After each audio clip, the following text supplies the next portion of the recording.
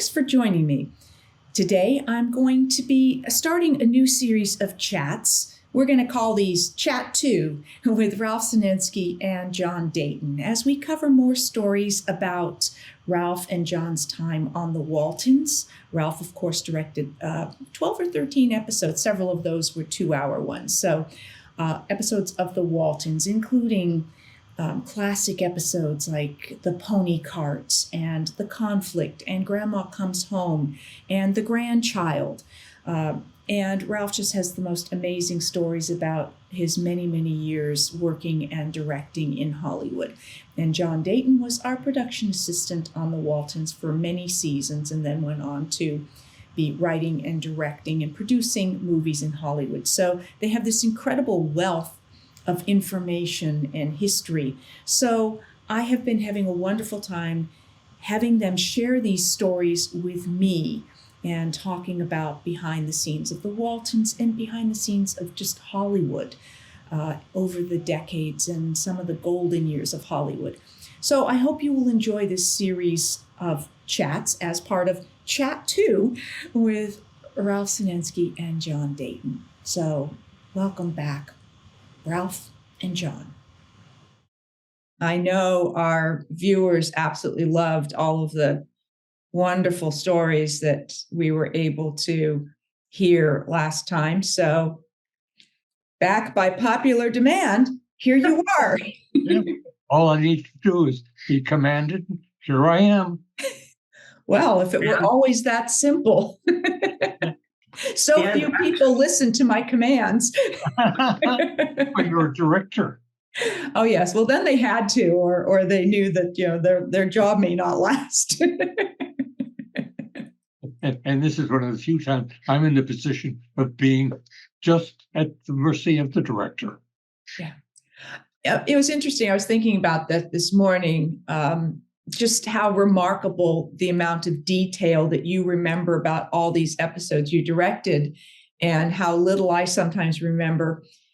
And I was thinking to different shows I have done when I just came in as a guest for one show or I came in to do a play or something. And I remember far more detail as opposed to the blur of 220 something episodes. Well, yes. And on the occasions when the rare occasions I have directed, I remember a lot more because my focus is different and much broader than as an actor where I pop in and, one kitchen scene can feel like 1,000 others I've done. So I don't know if that's made a difference. Absolutely. I think, it's interesting, the directors on the show, the difference between what I think you called, Ralph, on Star Trek, they brought in a fireman, right? Just somebody to get shot. So on the Waltons, it was interesting. How did you feel about giving the actors direction? I felt fine. Oh, okay. I'm saying some directors, I won't say who.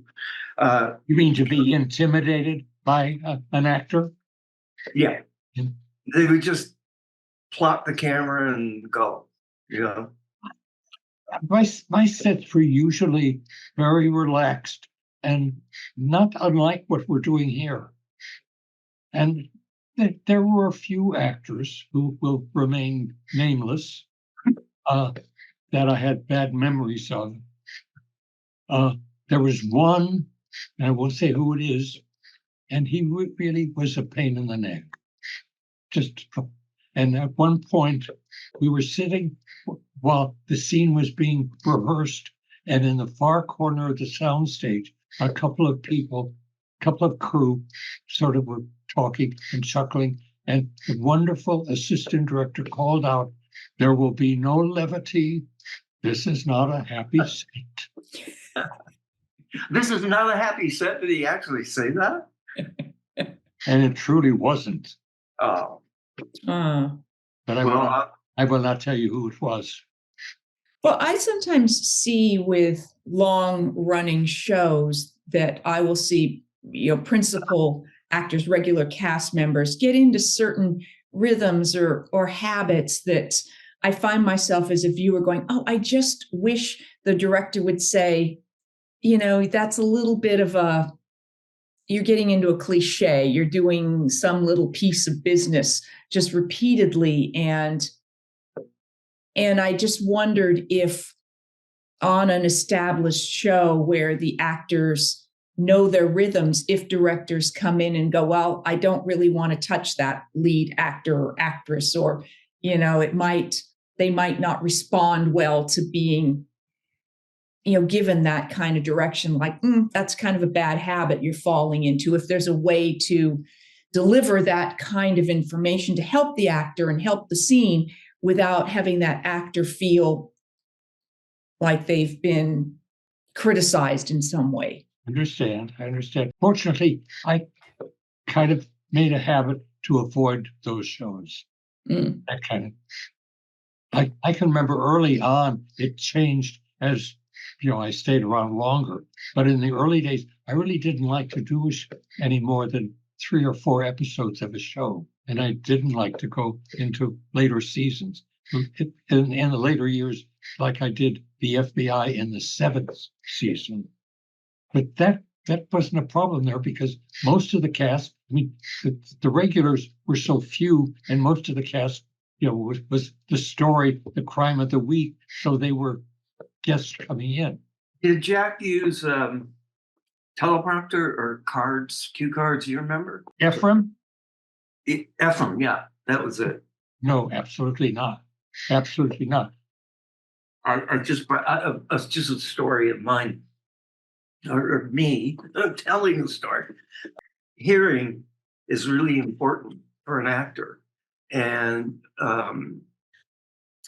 it was a movie with Katharine Hepburn, and I was looking for someone to co-star with her.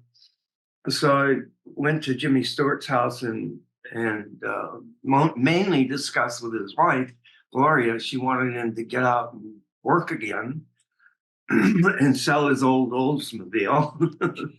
Yeah. But Jimmy said, here's the problem. I can't determine which direction the sound is coming from. And now I realize how important that is for an actor to know where that sound, is coming from. Yes. And but I did get Anthony Quinn for the role, and it worked out great. He was wonderful in that. Oh, yeah, that's right. You saw that. Yes. I loved his character. Quinn played such offbeat characters. To see him relax like that, I just thought he was wonderful. Kate got along really well with him. Oh, you could see that. You could see that. Yeah, it was a wonderful shoot, and again, it was very relaxed. And of course, on weekends, I had to entertain Kate. She just wouldn't sit still. We had to go on picnics, or oh God, I'll tell you one mistake I made very early on. I think I didn't realize what a big star she was, and so I think it was right at the beginning of the shoot. On Saturday, she wanted to go someplace, and I said, "We'll go to the theater." No. Let's go. She loved animals. So she said, let's go to the aquarium, which she had heard was in Vancouver was really amazing. So we drove over to the aquarium. I parked the car. We walked in. Oh my God. Everybody in the aquarium immediately, I'm talking about swamped her. And I was so stupid. I should have called them and said, Miss Hepburn is coming, and they would have security or someone there to help. I didn't. We just walked in, and Kate took it really well, but I didn't. And one woman, I can even see it today, she took her camera and put it right in Kate's face. And in those days, you needed a flash. She flashed it, and I said, that's it, we gotta go. And what I did was I arranged for us to go backstage, and uh, and it was wonderful. It was really a wonderful visit, but without the crowds. Wow. I'll tell you one more. Okay, I don't want to take Ralph's time. It's our time, not my time. Well, your words mean a lot more than mine. Say again? Your words mean a lot more than mine do. You said it, Sean, you said it, I didn't. Oh, yeah, you're right. Yeah, I did. I did say it. Where was I? I seemed to lost. You were going to tell one more story about Kate, I'm guessing. Oh, gosh. Well, there's so. That goes on. Yeah, you have so many wonderful ones. Oh, Lord, there's just so many. But Tony Quinn, back on that movie, was very funny. Ralph, you mentioned that you thought the guy who was cast as the publisher of the book that Tony Quinn was writing, or his character was writing, was miscast. Well, when I went through with that, Tony Harvey was directing that movie. And Tony was close with Kate because he had directed The Lion in Winter.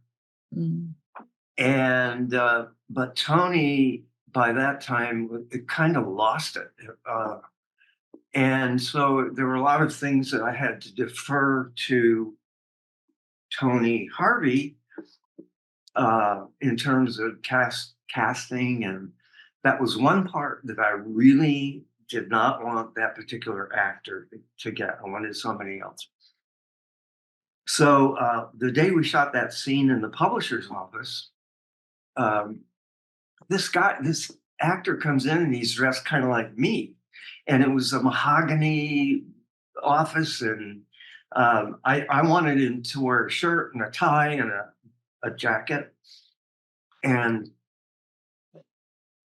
Tony Harvey he blew up.